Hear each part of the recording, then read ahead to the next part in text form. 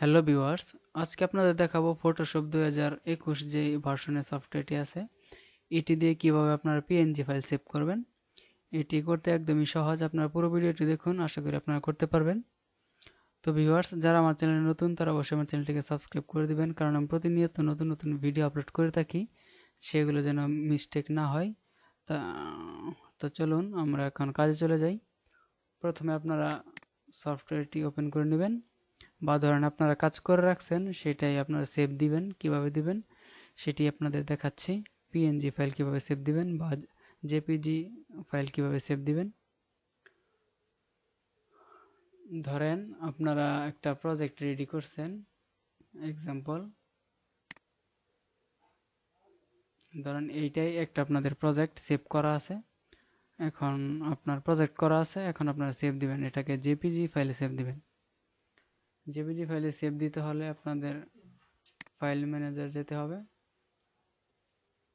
তারপর হচ্ছে আপনারা এখানে দেখেন সেভ আস, সেভ আস দেওয়া আছে, এটাতে ক্লিক করবেন।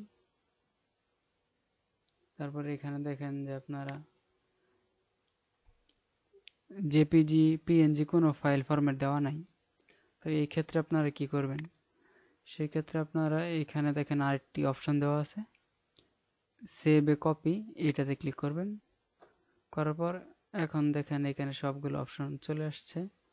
আপনারা চাইলে যে কোনোটাই দিয়ে আপনারা সেভ দিতে পারেন, পিএনজি হোক জেপিজি হোক, আপনাদের যেটা দরকার সেটাই দিতে পারবেন। ধরেন আমারটা পিএনজি দরকার নাই, আমি জেপিজি সেভ দিব, ডেস্কটপে দিচ্ছি। ওকে, যা আছে তাই, ঠিক আছে। ওকে, আমি সেভ দিয়ে নিচ্ছি। ওকে, এই দেখেন আমার এখানে ডেস্কটপে সেভ হয়ে গেছে জেপিজি ফাইল। আপনারা চাইলে জেপিজি পিএনজি সব ধরনের ফাইলই সেভ করতে পারবেন।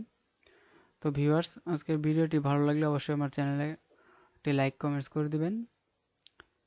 তো ভিউয়ার্স, আজকের মতো এই পর্যন্তই। ভালো থাকবেন, সুস্থ থাকবেন, দেখা হবে নেক্সট পরবর্তী কোনো নতুন ভিডিওতে। আল্লাহ হাফেজ।